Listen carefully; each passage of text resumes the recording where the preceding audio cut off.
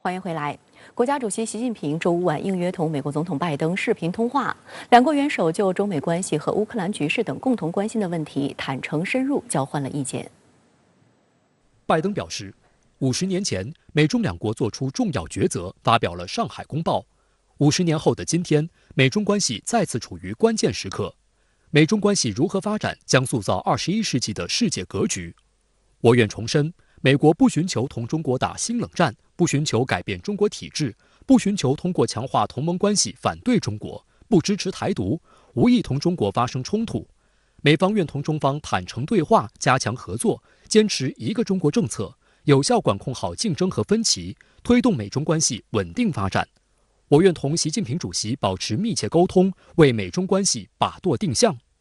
习近平指出，去年11月我们首次云会晤以来，国际形势发生了新的重大变化，和平与发展的时代主题面临严峻挑战，世界既不太平也不安宁。作为联合国安理会常任理事国和世界前2大经济体，我们不仅要引领中美关系沿着正确轨道向前发展，而且要承担应尽的国际责任，为世界的和平与安宁做出努力。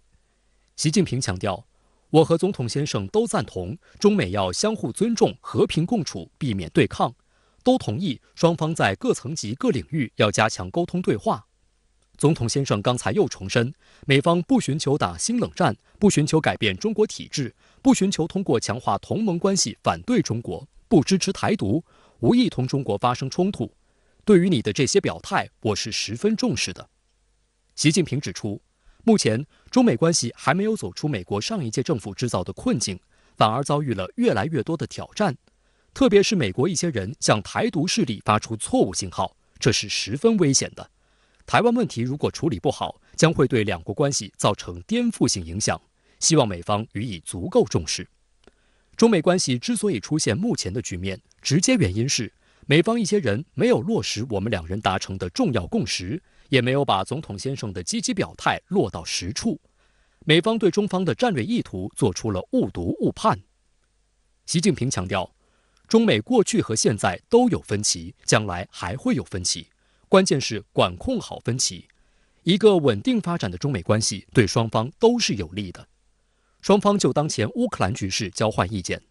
拜登介绍了美方的立场，表示愿同中方沟通，防止事态升级。习近平指出，乌克兰局势发展到这个地步是中方不愿看到的。中方历来主张和平，反对战争，这是中国历史文化传统。我们向来从事情本身的是非曲直出发，独立自主做出判断，倡导维护国际法和公认的国际关系基本准则，坚持按照联合国宪章办事，主张共同、综合、合作、可持续的安全观。这些大的原则是中方处理乌克兰危机的立足点。中方已经提出了关于乌克兰人道主义局势的6点倡议，愿向乌克兰和受影响的其他国家进一步提供人道主义援助。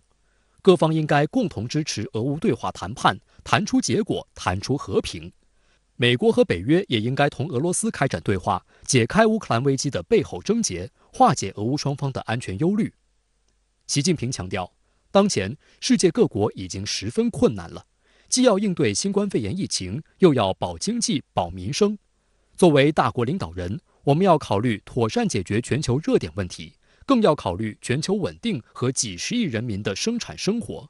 实施全方位无差别制裁，受罪的还是老百姓。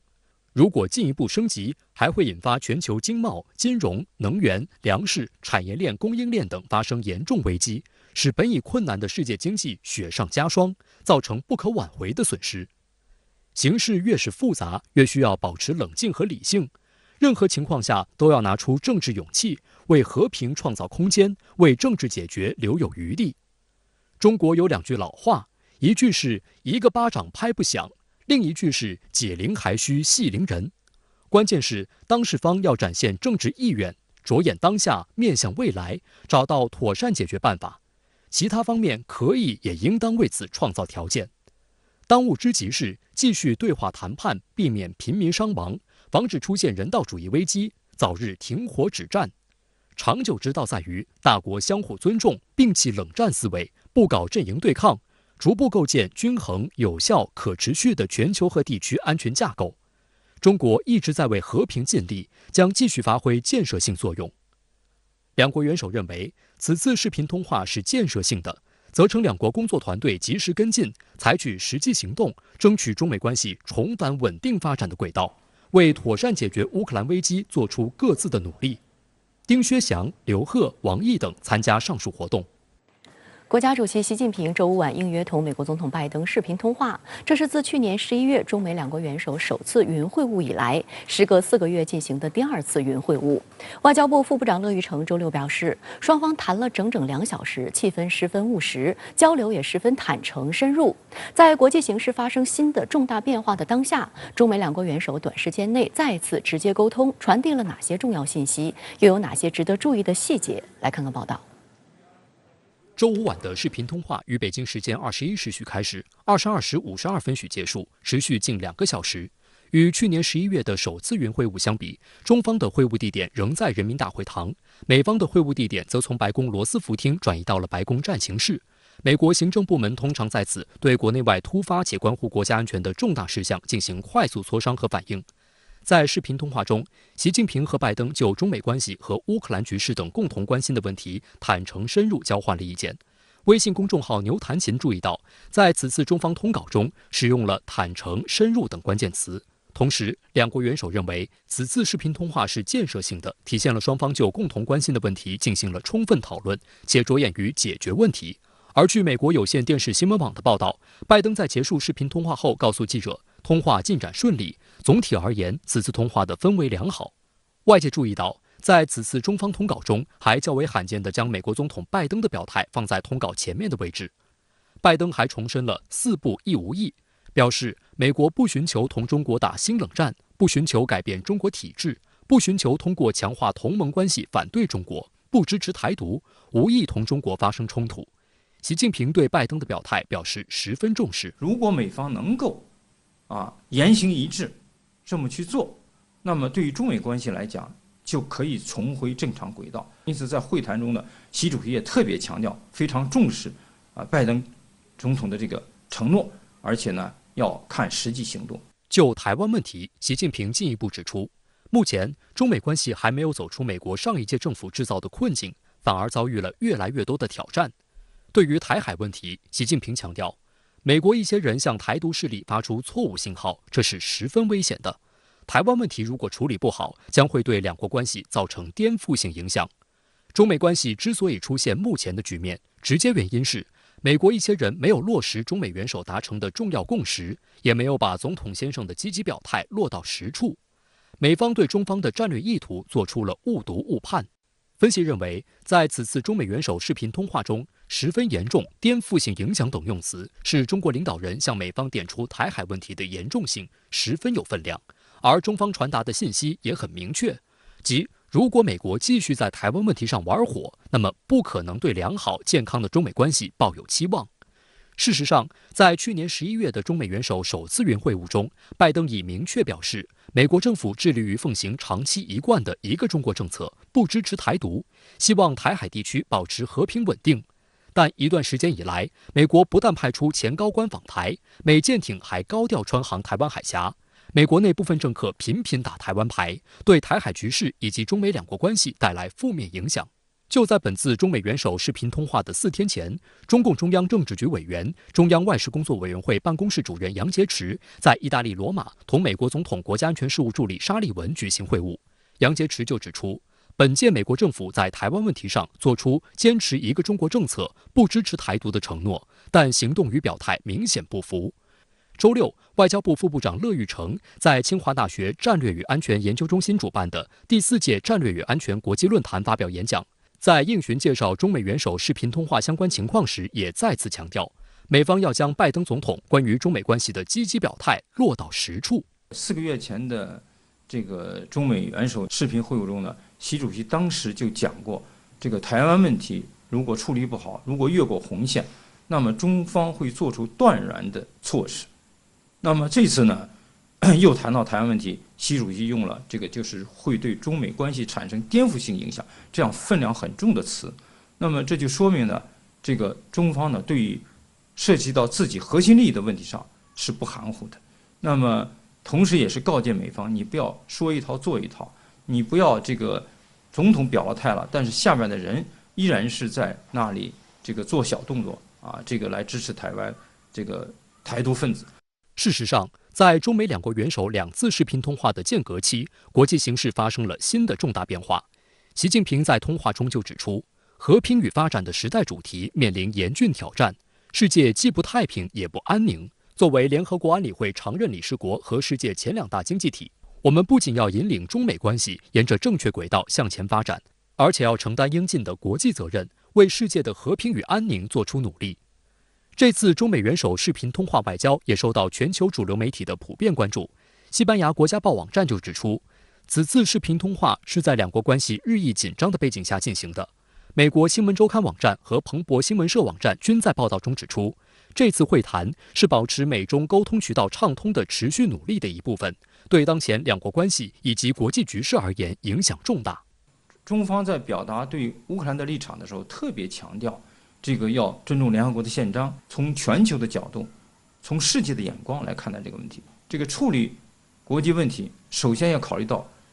普通大众人民的利益，是吧？把人民的安全、他的这个生活摆在首位，这也展现了中国领导人处理国际事务的这个胸怀和立场，展示出中国作为一个大国所应有的大国的担当。法国国际广播电台注意到，在中美元首视频通话结束后，中方新闻通稿迅速及时地发布出来，但美方新闻通稿直到4小时后才出现在白宫网站。美国媒体在白宫记者会上就此向白宫新闻发言人普萨基提问。The Chinese got out a readout of the call fairly quickly before it was even done. It was, I think, 3.5 maybe. Remarkable. 公众号牛弹琴分析认为，从会晤时间上来看，是在北京的深夜，华盛顿的白天，从中可见中国外交官和新闻官有多拼。而从内容上来看，中方的通稿更加详细，可看点更多，也被美国媒体大篇幅引述，而这就是国际传播上的竞争。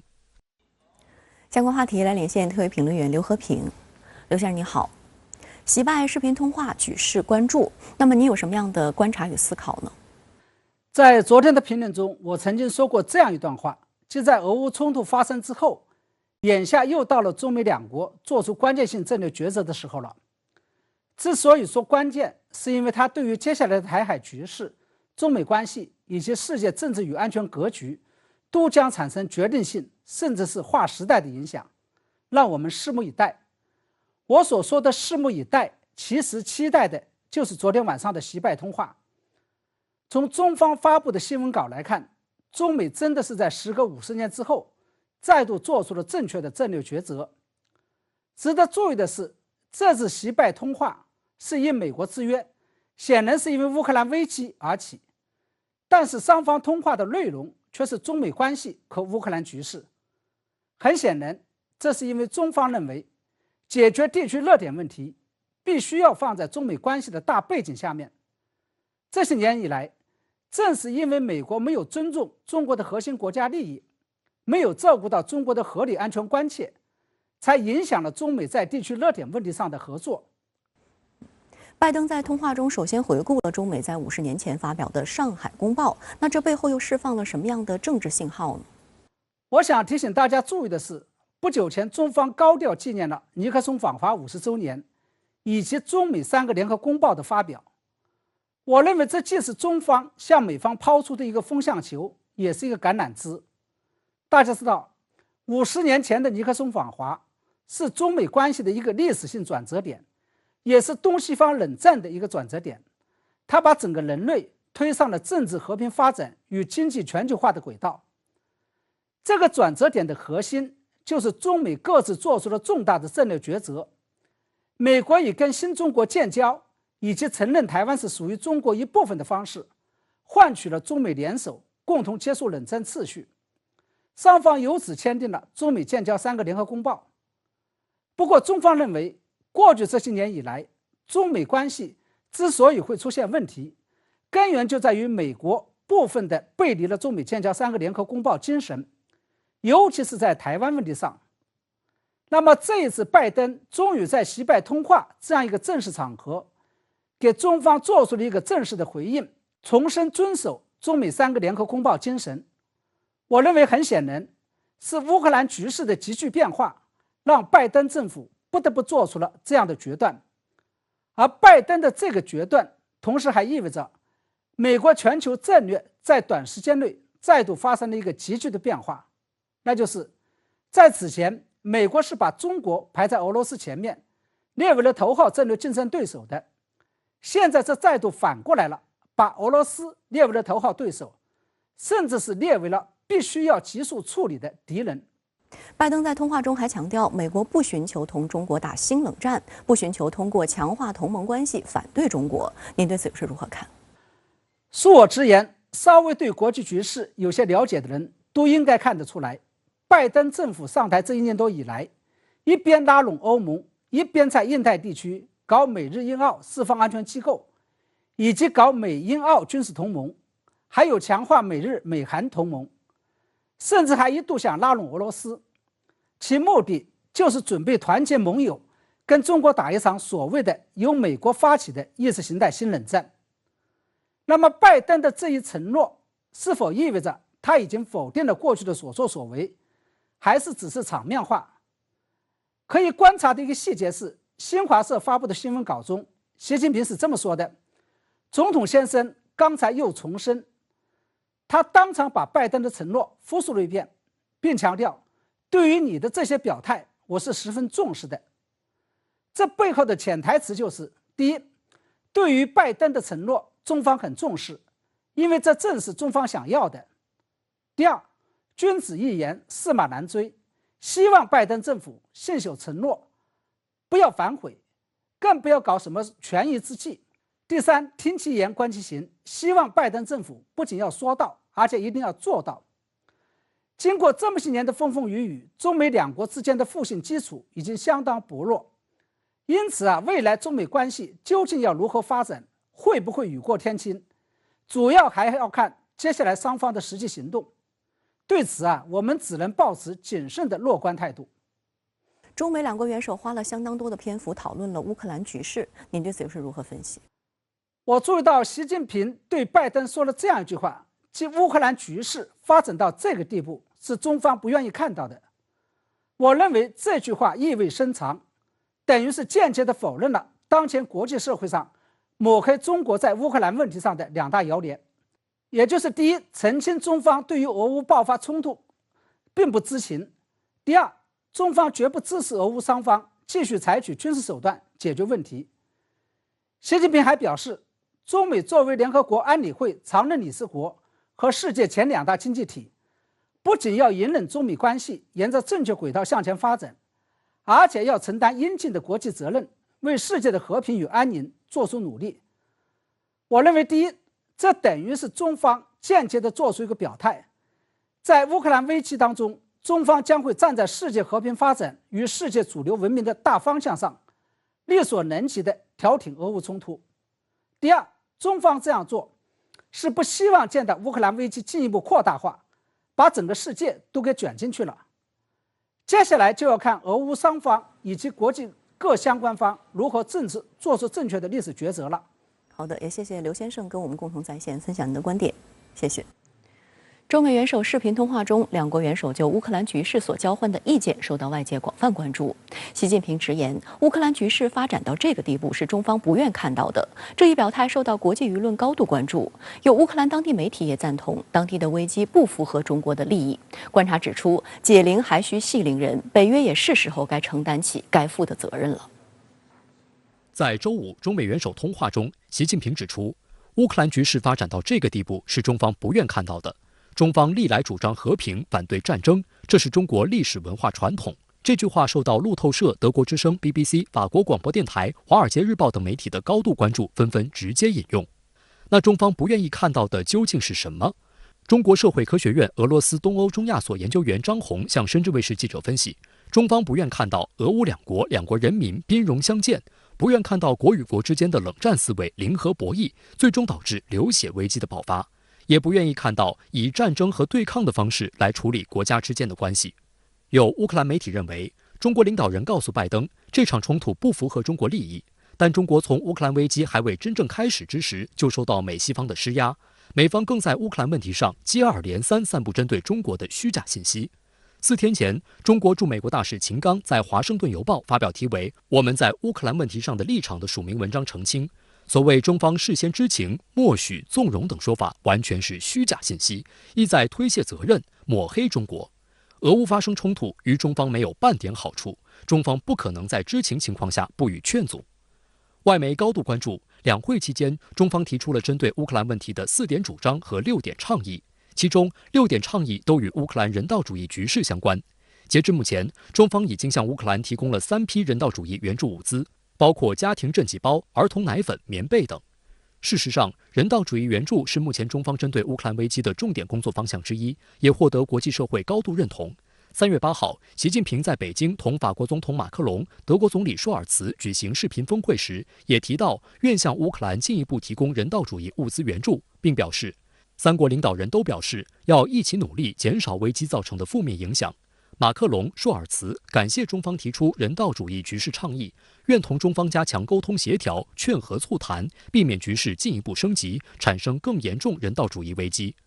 外界注意到，白宫在中美元首视频会晤后发表的简短声明中称，拜登阐述了美国要如何让俄罗斯付出代价，还称中国如果向俄罗斯提供物资支持将会造成的后果。但拜登也同意支持通过外交方式解决危机。美国全国公共广播电台引述一位匿名的白宫高级官员表示，拜登并没有在乌克兰问题上对中国提出具体要求。我们认为中国会自己做出决定。周六，外交部副部长乐玉成在出席清华大学战略与安全研究中心举办的第4届战略与安全国际论坛发表演讲时指出，中方历来反对缺乏国际法依据、没有安理会授权的单边制裁。历史经验一再证明，制裁解决不了问题，反而是抱薪救火，只会激化新的矛盾。现在对俄制裁越来越离谱，竟然把全球化当成武器，连体育、文化、艺术和演艺界人士都不放过，猫和树都被制裁，俄公民海外资产被无端剥夺。西方所谓科学无国界、体育非政治化、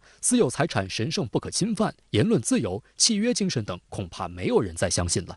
这样制裁下去，人类是不是又要回到鸡犬之声相闻、老死不相往来的原始社会？制裁只会给老百姓带来伤害，冲击战后形成的经济金融体系，让世界经济雪上加霜。至少从近期来看，粮食危机、能源危机、金融危机风险都在急剧攀升。近期，油价一度飙升到每桶130多美元，欧洲天然气价格比去年同期暴涨10倍。滥用制裁将给整个世界带来灾难性后果。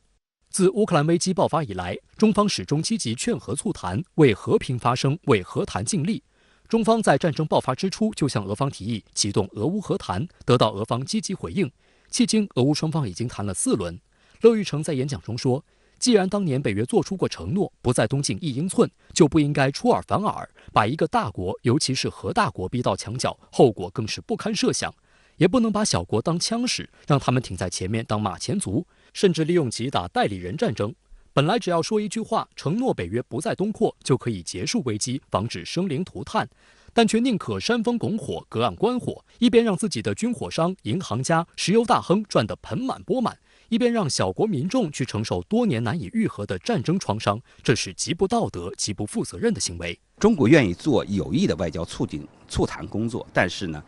这个和谈一定是各方这个多让一步，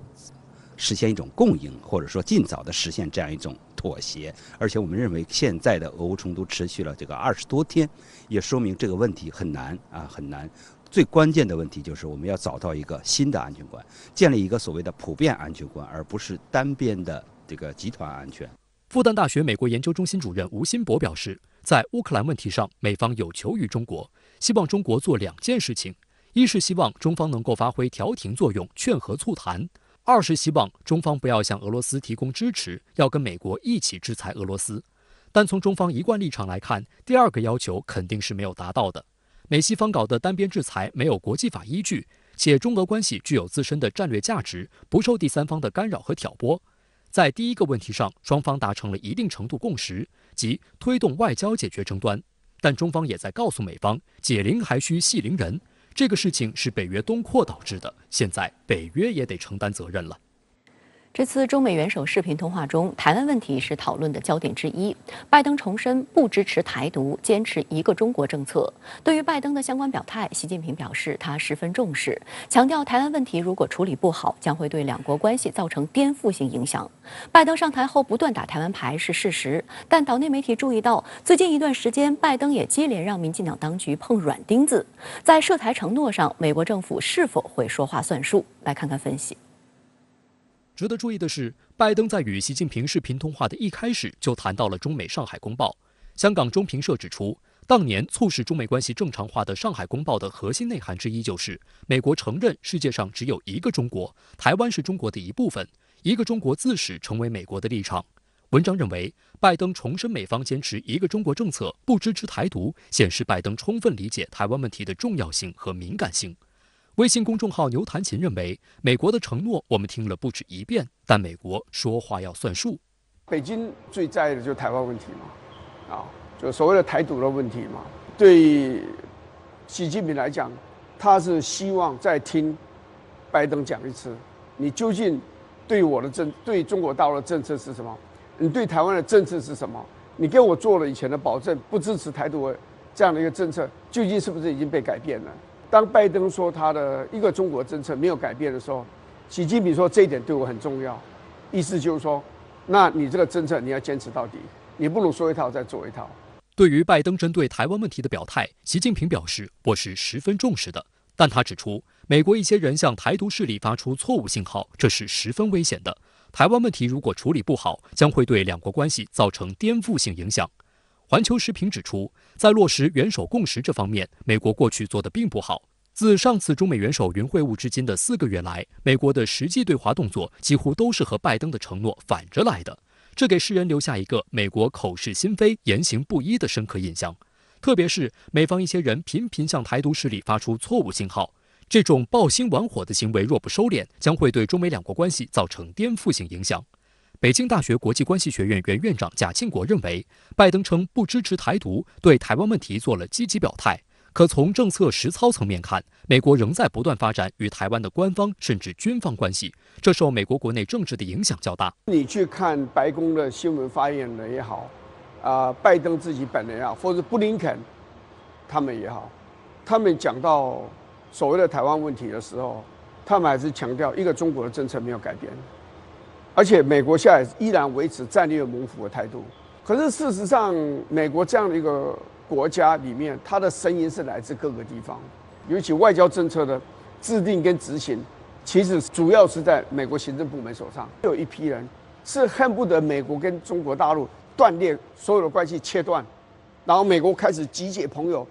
对付中国大陆，就像他们现在对付俄国一样，是有这样的人啊，国会也有啊，媒体也有啊。甚至行政部门也有这样的人啊。外界也注意到，最近一段时间，美方在继续打台湾牌的同时，也在一些方面出现了新的迹象。岛内媒体就注意到，拜登政府最近接连否决了2项民进党当局提出的军购案。周四，台湾联合新闻网报道称，台海军司令刘志斌力推的神鹰3号军购案破局。神鹰3号内容是购买12架美国 MH-60R 反潜直升机及一批弹药，总额约合人民币76亿元。美方拒绝的理由是不符合不对称战力原则。台湾联合新闻网指出，美国想卖的和台军想买的大多都走不到一条路上。岛内媒体还指出，上一次美方否决台军大型军购案，还是在2007年陈水扁任内否决 F-16CD 战机案。除了求购 MH-60R 反潜直升机不成，顽固台独分子台外事部门负责人吴钊燮周四还侧面证实，台军求购时间超过7年之久的美制 AGM-158 远程巡航导弹也再次遭到美方拒绝，但他认为并未破局。岛内舆论认为 AGM-158 远程巡航导弹是一款进攻性很强的武器，美方一直认定超出防御需求。美国卖武器给台湾很重要的是取决于中国大陆的态度。美国有求于中国大陆的时候，美国就会多注意，都会顾及。美国现在有求于中国大陆，一点都没错啊。乌克兰爆发战争了，美国希望中国大陆绝对不要去帮俄国。再一次的提醒我们，美国卖武器给我们，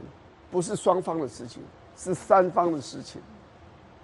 美国跟中国大陆关系越好，美国越重视中国大陆的那个态度，那美国在卖武器给台湾上面就会变得更保守、更谨慎、更消极。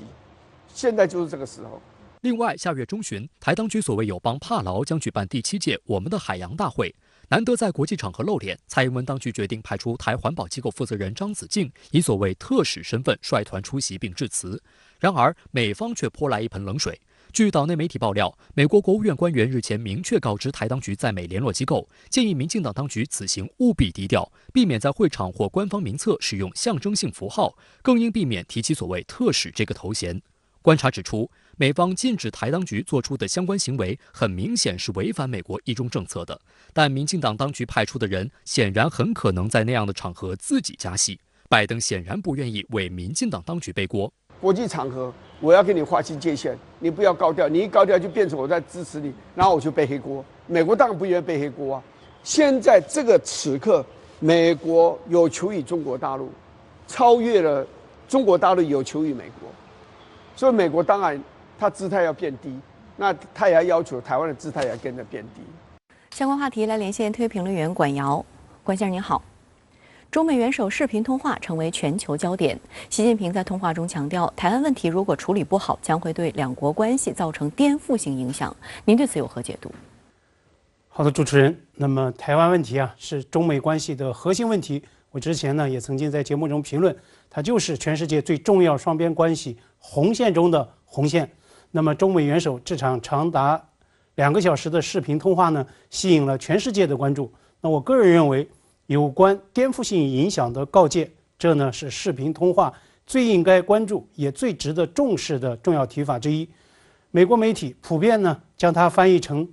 是 disruptive impact。那么颠覆性影响意味着什么呢？它将会如何投射呢？颠覆性的影响，它至于台海，那就是中国最高领导人曾经警告的基础不牢，地动山摇。那么任何人都不要低估中国人民捍卫国家主权与领土完整的坚强决心、坚定意志与强大能力。那么它至于中美关系，那就是美方所谓防护栏的倒掉，是管控竞争和分歧的重大挫败，是中美关系真正的危机时刻。拜登说，美中关系如何发展将会塑造21世纪的世界格局。那么也可以就此来断言，一旦颠覆性的这个影响到来，21世纪的世界格局也将面临空前严峻的挑战。那么美国总统他是如何回应的呢？他在视频通话中再次重申了4不1无意的这个承诺，也就是不寻求同中国打新冷战，不寻求改变中国体制，不寻求通过强化同盟关系反对中国，不支持台独，无意同中国发生冲突。拜登在通话中重温了历史，谈到50年前的上海公报，强调是中美两国当年做出的重要的抉择。那么作为美方抉择的重要当事人之一，美国前国务卿基辛格在他的回忆录《白宫岁月》中早就确认，美方对一中政策的明确的承诺是中美关系破冰接触谈判的一个核心所在。中国元首强调，对于拜登4不1无意的承诺十分重视，但是他也当面直承美国一些人向台独势力发出了错误的信号。中美关系出现目前的局面，直接原因就是美国一些人没有落实元首共识，也没有把拜登的积极表态落到实处。那么中国元首把脉剖析，这是当前中美关系没有走出美国上一届政府制造的困境，反而遭遇越来越多挑战的症结所在。所以拜登一再做出的4不1无意的这个承诺，尤其是对涉台问题的强调，那么如何从飘在空中走向落地实施，这是全世界最重要双边关系能不能走出困境，并且重返稳定发展轨道的一个关键所在。两国元首也重点商讨了乌克兰危机，那这又释放了哪些重要信息呢？乌克兰危机现在是全球焦点，也是世界地缘政治格局乃至100年未有之大变局的一个重要的变量。今天俄罗斯国防部确认，俄军昨天在乌克兰战场使用了匕首高超音速导弹，摧毁了西部的一个地下仓库。那么俄方表示，这是该国高超音速武器的首次战场应用。本周联合国秘书长古特雷斯他甚至公开警告，核战争的前景现在又回到了可能的范围之内。那么这是全世界都不堪想象也承受不起的一个至暗前景。就乌克兰危机，中国外交部发言人赵立坚周四就强调说，中国一直在劝和促谈，在为和平解决危机做出努力。习近平主席多次同相关国家的领导人通电话，亲自做工作。那么和美国总统拜登的最新通话，正是中方系统性努力与亲自做工作的一部分。那么就冲突笼罩下的世界局势，中国最高领导人展现了大国担当。他强调，作为联合国安理会的常任理事国和世界前2大经济体，我们呢不仅要引领中美关系沿正确轨道向前发展，而且呢要承担应尽的国际责任，来为世界和平与安宁做出努力。美方呢也表示愿意同中方沟通，防止事态升级。那么这也意味着中美在危机化解上的共同责任和合作的空间。习近平表示，国家关系不能走到兵戎相向这一步，冲突对抗不符合任何人的利益，和平安全才是国际社会最应该珍惜的财富。主张和平，反对战争，这是中国的历史文化传统。那么就危机化解呢，习近平指出，一方面要化解人道危机，中方已经提出了6点倡议；另一方面呢，要形成国际合力来劝和止战，各方应该共同支持俄乌对话谈判，谈出结果，谈出和平。美国呢和北约也应该同俄罗斯开展对话，解开乌克兰危机的背后症结。习近平就特别引用了2句中国老话：一个巴掌拍不响，解铃还须系铃人，呼吁各方保持冷静和理性，在任何情况下都要拿出政治勇气，为和平创造条件，为政治解决留有余地。同时呢，我也要特别指出，呼吁冷静理性，拿出政治勇气。习近平做出了大国领袖的表率与担当，他呢就特别告诫，围绕乌克兰危机实施全方位无差别的制裁，受罪的还是老百姓。那在您看来，这番制裁告诫体现了怎样的勇气担当呢？我们看到，自乌克兰危机爆发以来，在乌克兰战场之外，金融战、贸易战、能源战可谓是愈演愈烈，而且呢，制裁指向与覆盖确实已经到了全方位无差别的这样的危险地步。这呢，实际上也是全世界的痛点所在。因为呢，制裁大战全面升级的代价是由所有人来共同承担的，而受罪受伤最烈的正是普通老百姓。这呢，实际上也是国际社会的共同的关切。前2天，习近平在和印尼总统佐科通电话时，2位元首也都谈到了乌克兰危机。他们呢就一致认为各方应该坚持劝和促谈，也一致认同要控制制裁对世界经济的负面影响，避免拖累世界经济的复苏进程。习近平昨晚在通话中就再度强调，当前世界各国已经十分困难了，既要应对新冠肺炎的疫情，又要保经济、保民生。那么作为大国领导人，要考虑妥善解决全球热点问题，更要考虑全球稳定和几十亿人民的生产生活。那么这是习近平民本情怀在国际危机应对中的直接的投射，也是政治家的勇气担当。既立当即天下利，大国领袖在为天下老百姓的生计在大声疾呼。但是呢，恰恰在全方位无差别的制裁问题上，中美是存有分歧的。一段时间以来，美方有些人、有些势力在频频喊话，甚至呢炮制各种不实信息，搞各种抹黑行动，意在向中方施压，乃至呢图谋裹挟中方。在视频通话结束之后，美国媒体频频拿所谓后果警告来说事儿，正是基于这样的一种施压图谋。可以预料，未来一段时间围绕制裁战的中美博弈还将会持续，甚至呢不排除会激化升级。那么面对美方的施压，中方有这个战略定力，也有充分的底气与实力来坚决回应美方，我们不吃这一套。好的，也谢谢管先生跟我们共同在线分享您的观点，谢谢。香港周五新增16597例新冠肺炎确诊病例，日增确诊数字在高位徘徊大约3周后回落到2月底的水平。截至目前，香港第5波疫情累计确诊的病例已经突破100万。在周六的国务院联防联控机制新闻发布会上，在被问到香港是否需要尽快开展全员核酸检测时，国家卫健委新闻发言人米峰表示，根据内地防控处置经验，核酸检测是发现潜在社区传染源的重要手段。他相信特区政府有智慧做出恰当安排。国家卫健委新闻发言人米峰周六下午表示，当前，香港疫情已进入高位平台期，快速上升的势头得到控制，并呈震荡下降趋势。近日，阳性感染者仍在每日2到3万的高位水平，形势仍然严峻，压力依然很大。关于香港是否有需要尽快开展全员核酸检测，密封指出，根据内地防控处置经验，核酸检测是发现潜在社区传染源的重要手段。核酸检测的时机要考虑核心目的、疫情的现状、实施的条件能力以及后续处置措施等等多种因素。相信特区政府有智慧做出恰当的安排。我们也将继续根据疫情防控的需要和香港特区政府的要求，持续支持和协助香港特区政府和香港各界民众